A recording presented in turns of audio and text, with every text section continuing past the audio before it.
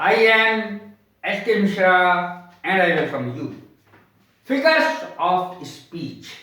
English word. Figures of speech. यदि इसको हिंदी में बोला जाए तो अलंकार है.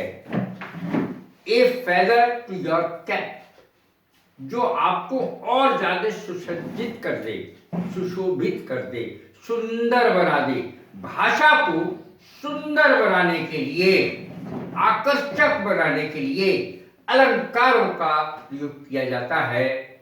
रामायण में यानी रामचरितमानस में बहुत सारे और बेहद खूबसूरत अलंकारों का प्रयोग किया गया है हिंदी में. फिगर्स ऑफ स्पीच हिंदी होती है अलंकार, आभूषण से सुसज्जित, यानी सुंदर बना दे उस चीज को, उसको कहते हैं फिगर्स ऑफ स्पीच. जैसे किसी कपड़े में गोटा लगा दो, चमकनी कोई चीज लगा दो तो उसको सुंदर बना देती है वो चीज. फिगर्स ऑफ स्पीच अलंकार. अब ये अंग्रेजी के हैं. अंग्रेजी में 7 अलंकार प्रमुख होते हैं. वैसे बहुत सारे हैं, लेकिन 7 अलंकार वो हैं जो प्रमुख होते हैं और एग्जाम में पूछे जाते हैं. इसका मैंने एक फार्मूला बनाया, शैम्पू, SHAMPO, याद करने के लिए. ये 7 हैं, 1 2 3 4 5 6 7. सातों नाम इसके याद करना थोड़ा कठिन होता है, इसलिए मैंने ये शैम्पू जो नहाने के काम में आता है, नहाते समय काम में आता है, उसका ही नाम रख दिया जिससे आसानी से सारे याद हो जाए. जैसे S से सिमिली, H से हाइपरबोल, M से A से एपोस्ट्रॉफी, M से मेटाफर, P से पर्सोनिफिकेशन, O से ऑनोमेटोपिया और ऑक्सीमोरन. तो इस तरीके से 7 आपको आसानी से याद हो जाएंगे. ये फार्मूला है याद करने का. अब इसको मैं समझाऊंगा. अब तक भी जिसको ये कठिन लगते हो उसके लिए ये वरदान है ये वीडियो. जिसको कठिन लगते हैं अलंकार यानी फिगर्स ऑफ स्पीच, उनके लिए ये वरदान की तरह वीडियो लाया हूं मैं. आपको चुटकियों में समझ में आता चला जाएगा और शैम्पू से इसकी 7 नाम 1 मिनट में याद हो जाएंगे. 1 मिनट में. इसमें एक विशेषता और है कि इसकी स्पेलिंग बहुत कठिन है. ऑनोमेटोपिया की स्पेलिंग बहुत कठिन होती है, इसीलिए इसको लोग ऑनोमेटोपोइया बोल देते. स्पेलिंग याद करने के कारण, स्पेलिंग याद जिससे आसानी से याद हो जाए. अब सबसे पहला मैं लेता हूं सिमिली. सिमिली की मैंने सबकी हिंदी भी दी है, लिखी है. उपमा, सिमिली, SIMILE, सिमिली. इसमें 2 वस्तुओं की, भिन्न वस्तुओं की तुलना होती है. जैसे किसी महिला की हेमा मालिनी से तुलना नहीं हो सकती, क्योंकि दोनों सेम है, दोनों महिलाएं हैं, इसलिए उनकी उससे तुलना नहीं हो सकती. 2 भिन्न वस्तुओं की तुलना होती है. सिमिली हिंदी है उपमा, 2 भिन्न वस्तुओं की तुलना. अब इसके बारे में एक चीज और सुने.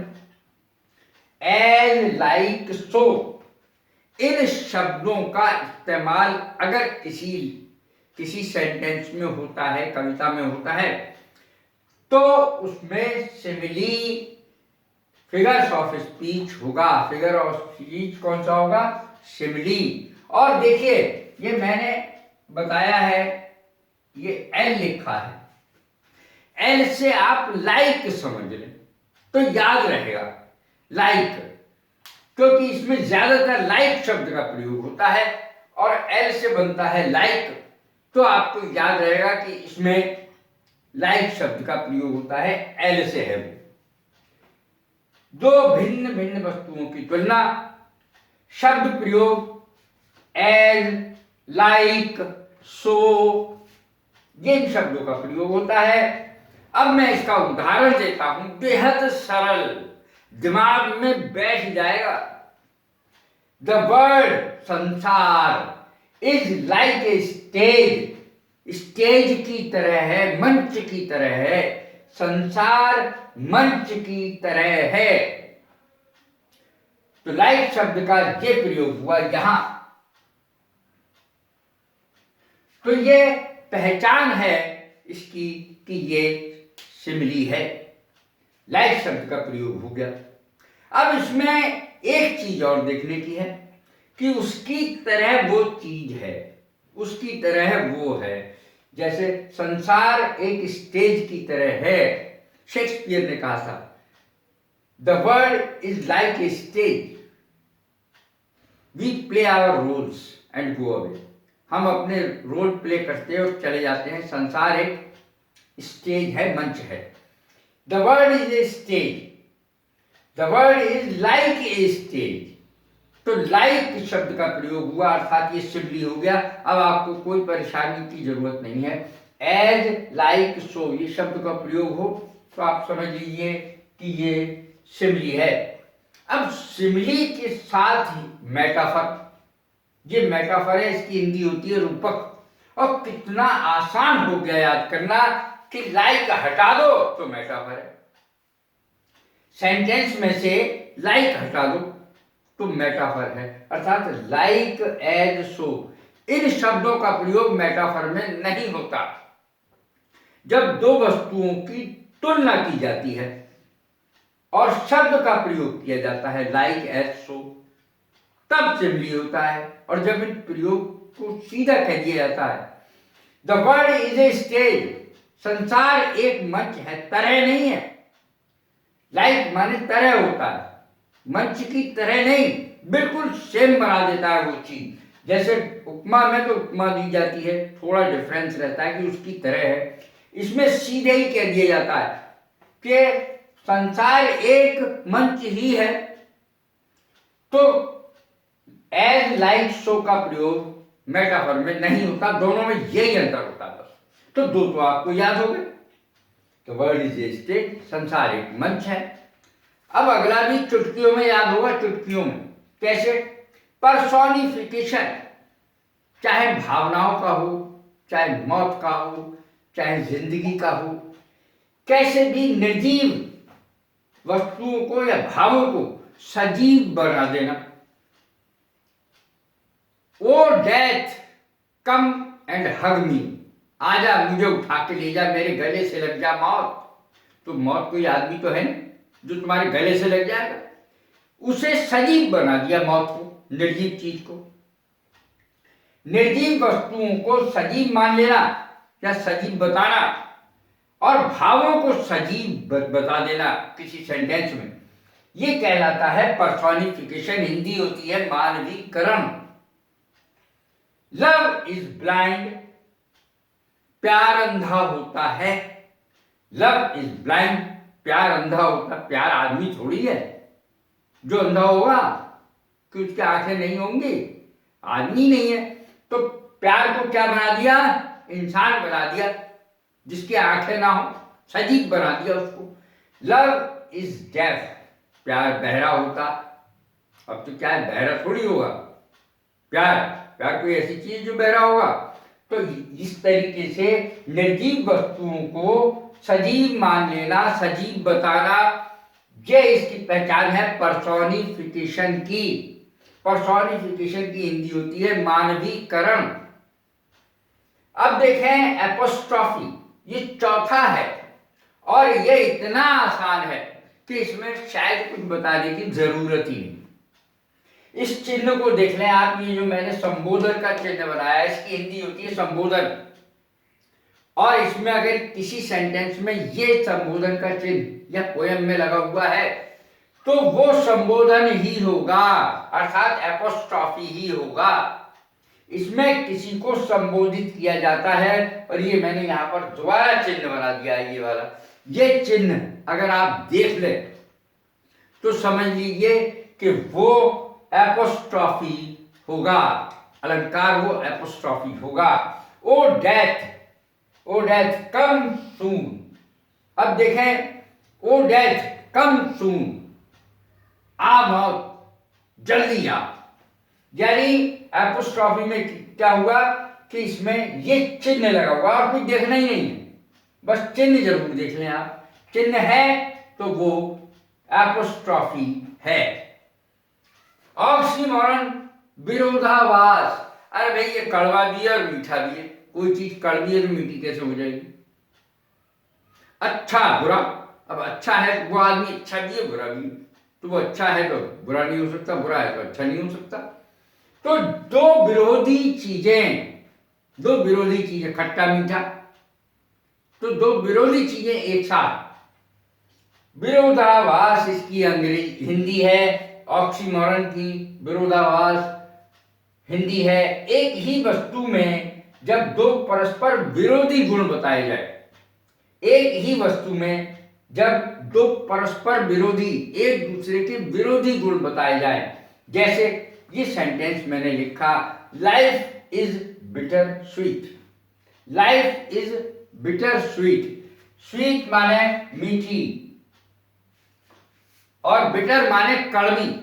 जीवन कड़वा भी है और मीठा भी है, कड़वा भी है और मीठा भी है, तो दोनों चीजें एक साथ नहीं हो सकती, ये परस्पर विरोधी गुण है।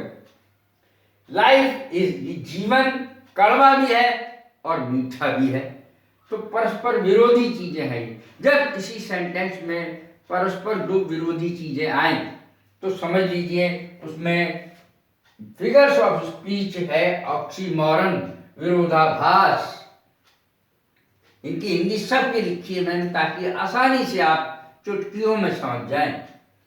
हाइपरबोल, हाइपरबली भी बोला जाता है इसको, हाइपरबोल, अतिशयोक्ति। अतिशयोक्ति, एग्जैजरेशन, किसी चीज को बढ़ा चढ़ा के बताना, उसके अनुपात में कुछ भी ना हो लेकिन बढ़ा चढ़ा के बताना। खून की नदियां बह गई, इतनी लड़ाई हुई मोहल्ले में कि खून की नदियां बह गई, इतना बड़ा युद्ध हुआ कि खून की नदियां बह गई। वो इतनी रोई कि सागर बह गए, इतना रोई सागर के समान रोई, यानी सागर भर जाए उसके आंसुओं से, इतना रोई। तो इस प्रकार की अतिशयोक्ति जब होती है, हाइपरबोल, अतिशयोक्ति इसकी हिंदी है, वास्तविकता से ज्यादा किसी बात को बढ़ा चढ़ाकर बताना। कुछ लोगों की आदत होती है किसी चीज को इतना बढ़ा चढ़ा के बताएंगे कि उसकी कोई सीमा ही ना हो, तब ये होता है हाइपरबोल। एग्जैजरेशन, अतिशयोक्ति। She wept oceans of tears, वो इतना रोई कि समंदर बह गए, जितना समंदर में जल इतने आंसू उसके आंख से निकले। अब कैसे हो जाएगा ऐसे? यह असंभव है। She wept oceans of tears, ये असंभव है, हो नहीं सकता ऐसा। तो अतिशयोक्ति, जरूरत से ज्यादा बोलना, जरूरत से ज्यादा किसी की बड़ाई करना। अरे तूने काजल लगाया दिन में रात हो गई, अभी कोई ये, तूने काजल लगाया तो दिन में रात कैसे हो सकती है? लेकिन ये अतिशयोक्ति है। गाने में दो रास्ते में ये गाना है, तूने काजल लगाया दिन में रात हो गई। वास्तविकता से ज्यादा किसी बात को बढ़ा चढ़ाकर कहना। She wept oceans of tears, reverse of blood flowed in the battle, युद्ध में खून की नदियां बह गईं। ऐसे कैसे होता खून की नदियां बह जाए? उस समय पुराने समय जमाने में मक्खन, दूध, घी की नदियां बहा करती थी। अब ये कितनी अतिशयोक्ति है। तो ये चीजें जरूरत से ज्यादा बढ़ा चढ़ाकर किसी बात को कहना, तो ये अतिशयोक्ति कहलाती है, हाइपरबोल कहलाता है। कहीं भी अतिशयोक्ति हो तब आप इसको हाइपरबोल कह सकते हैं। अब अंतिम है, थोड़ा सा कठिन है लेकिन इसका केवल नाम कठिन है। ONOMATO, ओनोमैटो, यहां तक है। पिया, इसको पोइया नहीं बोलते, पोइया गलत है। ओनोमैटोपिया, ये इसका उच्चारण है। ध्वनि सूचक, अब किसी की भी ध्वनि हो, चाहे तुमने एक ईंट फेंक के मारी, जो ध्वनि हुई, किताब धड़ धड़ धड़ धड़ धड़, किताबें ऊपर से गिर गई, सामान ऊपर से गिर गया, पक्षियों की आवाज, किसी की आवाज हो, कुत्ते बिल्ली से लेकर के सब की आवाज, किसी की भी आवाज हो, ध्वनि सूचक में आती है। ओनोमैटोपिया, ध्वनि सूचक। देखिए परिभाषा भी मैंने लिखी है, जिसमें शब्द की आवाज से अर्थ का बोध हो। जैसे बच्चे भी कहते भौं भौं भौं भौं, तो भौं भौं क्या बात, कुत्ते की आवाज है, बिल्ली की आवाज म्याऊं म्याऊं म्याऊं, तो क्या है, वो आवाज है उसकी। द कैट्स म्यू, बिल्लियां म्याऊ म्याऊ करती हैं, तो म्याऊ, अब कुछ बच्चे तो म्याऊ ही कहते हैं उसको, म्याऊ, उसकी आवाज को ही बिल्ली बांधते, म्याऊ म्याऊ आ गई, म्याऊ। द कैट्स म्यू, बिल्लियां म्याऊ म्याऊ करती हैं। द स्नेक्स हिस, हिस माने फुंकारना, HISS, सांप फुंकारते हैं, फुंकारते हैं, तो वास्तव में सांप की फुंकार से कोई भी डर जाएगा। बीज, मधुमक्खियां हम भिन भिनाती हैं, मक्खियां भिन भिनाती हैं, बीज, मधुमक्खियां भिन भिनाती हैं। बीज हम, बर्ड्स आर चर्पिंग, चिड़ियां चहचहा रही हैं, चिड़ियां चहचहा रही हैं, तो ये सब पक्षी की आवाज आ गई। और जैसे हॉग्स के लिए कहा जाता है, हॉग्स, पिग्स के लिए ग्रंट, ग्रंट घुर्र घुर्र करता है सुअर, पिग्स ग्रंट, GRUNT, तो ग्रंट करता है, अर्थात घू घू घू घू करता है सुअर। तो किसी की भी आवाज, पक्षी की हो, जानवर की हो, किसी चीज के गिरने की हो, पानी की आवाज है, कल कल कल की ध्वनि, ये सब इसमें आती हैं। ओनोमैटोपिया, POEIA, इस तरीके से इनकी आवाज होती है। इस स्पेलिंग को कई बार लिख के जरूर देखना चाहिए। फिगर्स ऑफ स्पीच कैसी लगी है मेरी वीडियो, लाइक करें, शेयर करें, सब्सक्राइब करें। God bless you, thank you very much.